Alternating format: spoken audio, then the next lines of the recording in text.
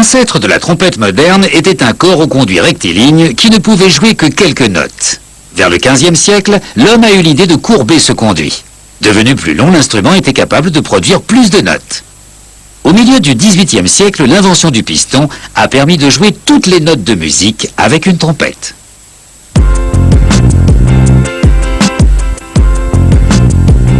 Une trompette est fabriquée dans un tube d'1,50 m de long. 3 pistons font circuler l'air dans des tubes supplémentaires et permettent de modifier le timbre de l'instrument. On fabrique les trompettes à partir de feuilles de cuivre. Ce fabricant travaille différentes épaisseurs de métal sur un seul instrument pour lui conférer une sonorité particulière. On pose un patron sur une feuille de cuivre et on le reporte dessus. On découpe ensuite le cuivre à l'aide de ciseaux électriques. Cette pièce va devenir le pavillon de la trompette. À l'aide d'une presse manuelle, on replie délicatement la feuille de métal en deux. On crante ensuite les bords.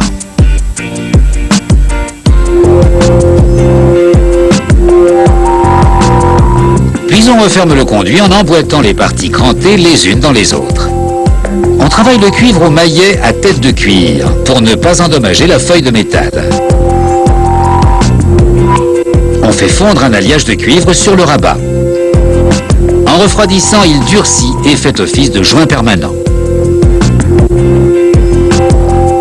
On enfile le pavillon sur un mandrin évasé. Puis on travaille le cuivre au maillet pour lui donner une forme conique.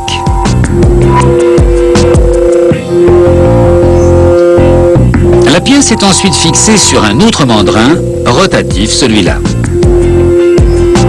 On presse le cuivre contre le mandrin pour parfaire la forme du pavillon.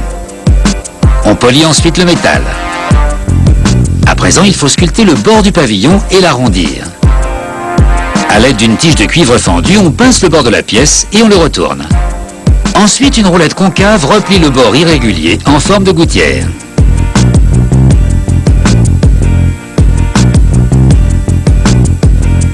On glisse un fil d'alliage de cuivre dans cette gouttière.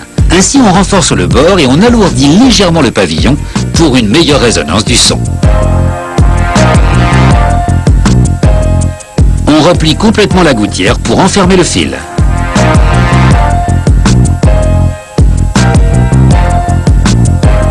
On chauffe le pavillon avant d'y faire couler un fondant acide qui nettoie le métal avant la soudure. Une soudure au plomb ou à l'argent empêchera le fil de trembler quand les parois vibreront. On essuie les résidus d'acide, puis on fixe à nouveau le pavillon sur un tour pour gratter les résidus de soudure. À l'aide d'une éponge abrasive, on élimine les rayures occasionnées par le grattoir et les dernières particules de soudure coincées dans le bord de la pièce. On remplit le tube de cuivre avec un mélange d'eau et de savon avant de geler l'ensemble à moins 49 degrés. Une fois l'eau gelée, on place le conduit sur un mandrin de cintrage. L'eau gelée exerce une pression suffisante pour empêcher le conduit de s'écraser au niveau de la courbure du coude.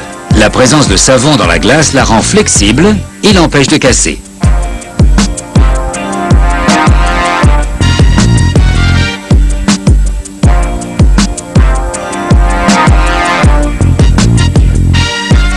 On vérifie que l'angle du coude est conforme, puis on laisse les pièces dégelées. Plus loin dans l'atelier, on assemble d'autres éléments faits de cuivre et de nickel. D'abord, les logements des pistons et leurs coulisses. Puis la coulisse qui permet d'accorder la trompette. Enfin, le tube qui accueillera l'embouchure. Il ne reste plus qu'à souder le pavillon.